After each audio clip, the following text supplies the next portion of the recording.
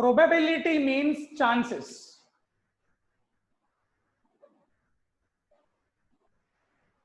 Probability means होता है chances.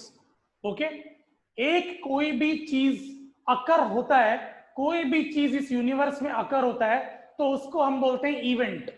Okay, याद रखना, इवेंट। इवेंट मतलब वो विच अकर्स, कोई भी चीज अगर अकर होगा तो उसको हम कहेंगे event. Okay, and if we have to calculate the probability of that particular event, तो probability of event को हम ऐसा लिखते हैं, probability of event is denoted by P bracket में E। ओके, नाउ ये तो हो गया कि probability of event होता क्या है।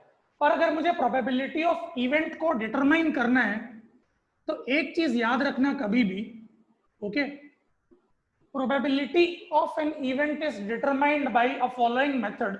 मैं एक एग्जांपल देता हूं, आप ध्यान से सुनना। ओके, आज क्लास कितना 8:30 हो रहा है, अभी 8:30 को होना है, ठीक है। अब कितनी सारी चीजें हो सकती है यहाँ पे, या क्लास हो सकती है या क्लास नहीं हो सकती है। टोटल कितनी चीजें हो रही है, 2 चीजें। तो आपको हमेशा ये देखना है कि टोटल नंबर ऑफ आउटकम्स एक इवेंट में कितने हो सकते हैं, राइट।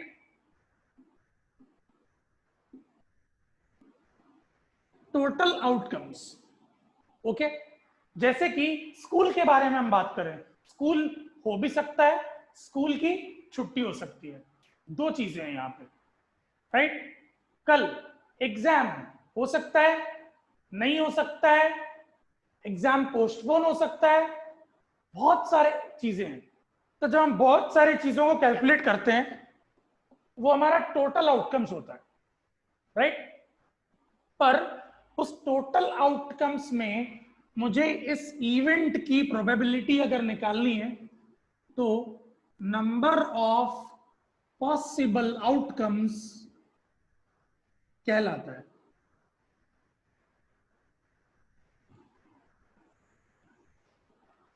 ओके, मैं आपको एक एग्जांपल देता हूं। एक कॉइन ले लेते हैं, एक सिक्का, राइट। जब आप एक कॉइन को उछालते हो तो आपको कॉइन में क्या क्या मिल सकता है, आपको कॉइन में मिल सकता है हेड और आपको कॉइन में मिल सकता है टेल। तो हमको 2 चीजें मिल सकती है, that is head and tail, right. तो हमारे टोटल आउटकम्स जो होते हैं वो होते हैं 2। बट जब आप कॉइन को उछालोगे एक बार में जो पॉसिबल आउटकम होता है वो एक ही हो सकता है। ऐसा नहीं है कि उछाले और हेड भी आ गया टेल भी आ गया, ऐसा नहीं हो सकता। या हेड आता है या टेल आता है। So possible outcome is always equal to 1।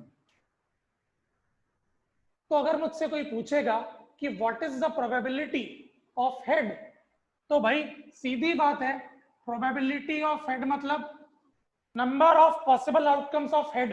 Head कितने बार आता है, कितने बार आएगा हेड, एक बार, 1। टोटल आउटकम्स इज 2, तो 1/2 आपका प्रोबेबिलिटी ऑफ हेड हो जाता है। पॉइंट में कन्वर्ट करने से 0.5 होता है। ओके, एक डाउट है, कोई बोल रहा है कि कॉइन अगर स्ट्रेट खड़ा हो गया तो, ओके, बहुत अच्छा डाउट है। और मैं आपको एक चीज बता दूं कि ये कॉइन है, रजनीकांत की मूवी नहीं है कि कॉइन खड़ा हो जाएगा। ओके, और डाउट थोड़ा सा संभाल के पूछो, या हेड होगा या टेल होगा। रजनीकांत की मूवी नहीं चल रही है कि कॉइन खड़ा हो गया। फाइन, अब हम आते हैं कि इसमें क्वेश्चंस कैसे होता है। Okay, what will be the questions. अब अगर आप एक्सरसाइज में आते हो तो आपको क्वेश्चन समझ में आएगा। Exercise 15.1, question number 1। In a cricket match, a batswoman hits a boundary 6 times out of 30 balls. Okay, तो टोटल बॉल्स कितने हो गए, 30 बॉल्स में 6 टाइम्स वो बाउंड्रीज हिट करती है।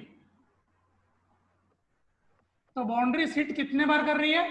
6 बॉल्स में। Okay, find the probability that she did not hit a boundary. She did not hit a boundary. 6 balls में अगर बाउंड्री हिट की है तो not did not hit a boundary कितने बॉल्स होगा?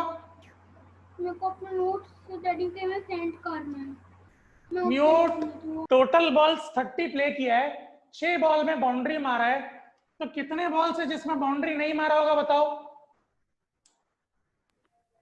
सर